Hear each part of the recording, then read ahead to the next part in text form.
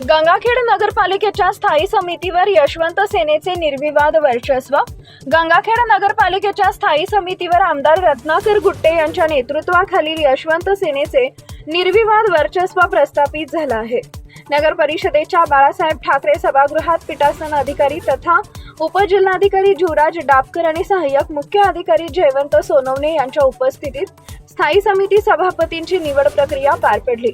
नगरपालिकेत यशवंत सेनेचे स्पष्ट बहुमत असल्याने सहाही स्थायी समितींच्या सभापतीपदी यशवंत सेनेच्या उमेदवारांची निवड झाली आहे। या निवड प्रक्रियेदरम्यान राष्ट्रवादी काँग्रेस पार्टी आणि शिवसेना उबाटा गटाच्या नगरसेवकांनी सभात्याग केला।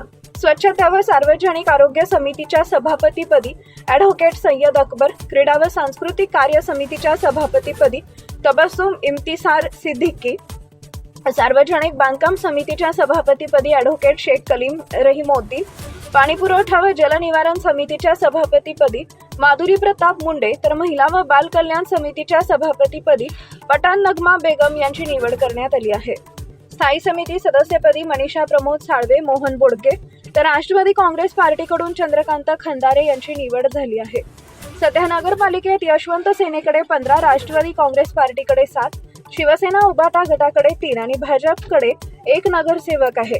विकास कामांना विरोध न करता विरोधाला विरोध राहील अशी भूमिका आमदार डॉक्टर रत्नाकर गुट्टे यांच्या गटाकडून स्पष्टपणे मांडण्यात आली आहे। टाइम्स ऑफ महाराष्ट्रसाठी गंगाखेड प्रतिनिधी अलीम चौस यांचा रिपोर्ट। आज जिल्हाधिकारी महोदय परभणी यांच्या आदेशानुसार गंगाखेड नगरपालिकेमध्ये पीठासीन अधिकारी म्हणून कामकाज पाहिले। यामध्ये आज विषय समित्यांच्या सभापतीची निवड करण्यात आलेली आहे। यामध्ये एकूण 6 समित्यांची विषय समित्यांची निवड करण्यात आलेली आहे।